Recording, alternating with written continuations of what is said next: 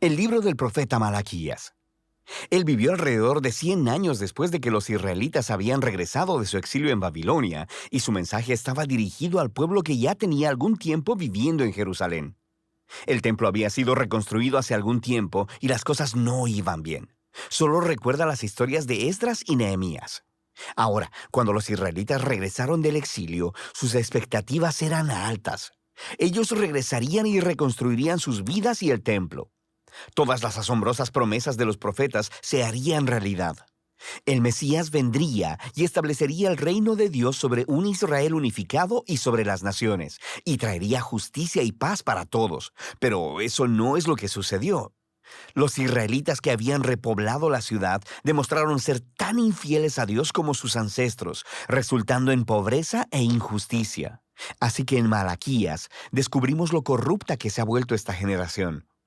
El libro está diseñado como una serie de disputas, y la mayoría de las secciones comienzan con Dios diciendo algo, haciendo una declaración o acusación.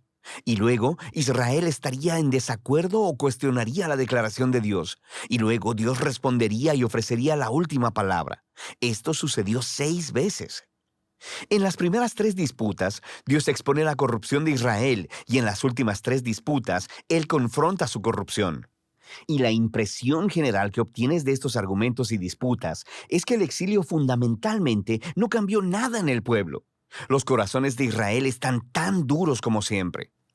La primera disputa empieza cuando Dios dice que todavía ama al pueblo de su pacto a pesar de sus fracasos. E Israel objeta de manera grosera, diciendo, ¿de qué manera nos has mostrado algún tipo de amor?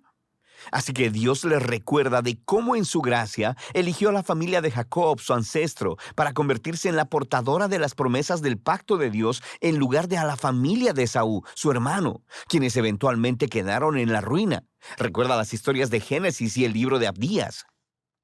Así que desde esta primera disputa, Israel se expone como suspicaz, dudando del amor y la fidelidad de Dios. La segunda disputa expone un problema con el segundo templo de Israel. Dios acusa al pueblo de despreciar y de profanar el templo, y el pueblo refuta. ¿Cómo te hemos despreciado? Así que Dios responde enfocándose en el pueblo, en cómo traen ofrendas vergonzosamente patéticas con animales enfermos e impuros que muestran que no valoran ni honran a su Dios. Pero no es solo el pueblo, también los sacerdotes que administran el templo. No solo toleran, sino que participan en estas formas de adoración corrupta. Desde arriba hasta abajo, el pueblo de Dios ha demostrado ser infiel. En la tercera disputa, Dios acusa a los hombres israelitas de traición para con Dios y con sus esposas, lo que por supuesto ellos niegan.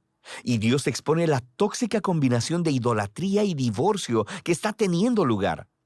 Tienen a hombres israelitas casándose con mujeres no israelitas, y luego adoptando en sus hogares la adoración a los dioses ancestrales de sus esposas. Recuerda la historia de Nehemías capítulo 13. Así que Malaquías conecta esto con una ola de hombres divorciándose de sus mujeres sin una buena razón. Y el pueblo no tiene problema con esto. Y Malaquías dice no. Es una traición a su pacto con Dios. Así que Malaquías pasa al segundo grupo de disputas que confrontan la rebelión de Israel. La cuarta disputa comienza con los israelitas acusando a Dios de negligencia, diciendo, ¿dónde está el Dios de justicia? Ellos ven injusticia y corrupción abundando y Dios no parece hacer nada. Así que Dios responde diciendo que Él enviará un mensajero que preparará al pueblo para el regreso personal de Dios en el día del Señor. Él vendrá como fuego para purificar a su pueblo y para remover la idolatría y la inmoralidad sexual y la injusticia, para que solo el remanente fiel sea su pueblo. En la quinta disputa, Dios llama al pueblo a volverse a Él, a lo que el pueblo responde, ¿cómo podemos regresar?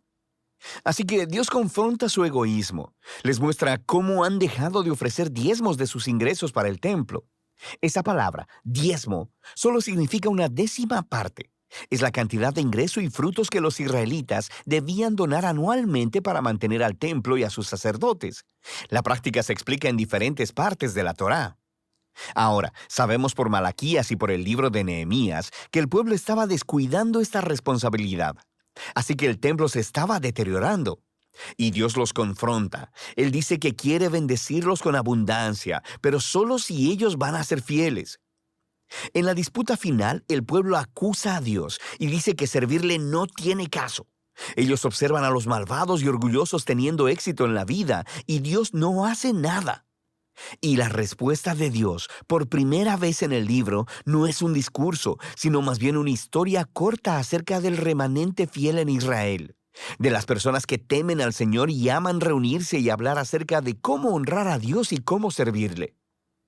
Así que Dios ordena que un libro memorial sea escrito para estas personas, para que puedan leer el libro y recordar el carácter y las promesas de Dios.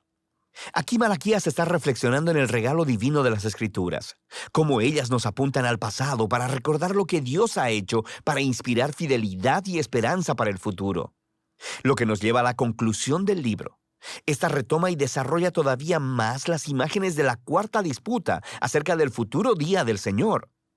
Dios dice que ha determinado un día de juicio purificador que consumirá a los malvados de entre su pueblo. Pero lo que la conclusión añade es sobre el futuro del remanente fiel, porque para ellos el día del Señor no es una amenaza, sino una ocasión de gozo. Será como los rayos de sol de la mañana, que traen sanidad y vida y esperanza para el futuro. Y así terminan las disputas de Malaquías. Pero todavía queda un poco más en el libro.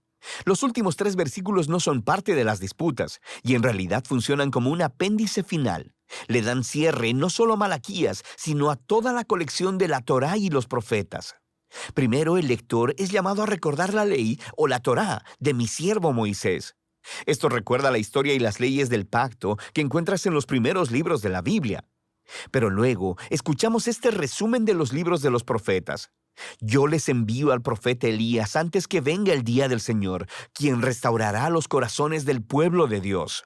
Así que esta conclusión resume la Torá y los profetas como una historia unificada que apunta al futuro. Israel fue redimido por Dios y luego lo traicionó por la rebelión y dureza de sus corazones, quebrantando las leyes de la Torá.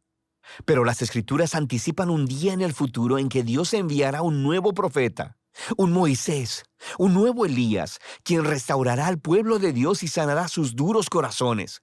Recuerda todas las promesas de Deuteronomio y Jeremías y Ezequiel. Así que este apéndice final presenta las Escrituras como un regalo divino para leer, meditar y orar. Nos dicen la verdad acerca de la condición humana, acerca de nuestro egoísmo y pecado.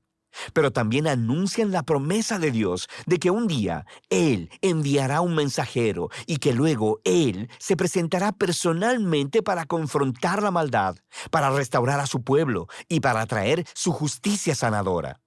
Y de esta esperanza futura tratan Malaquías, la Torá y todos los profetas.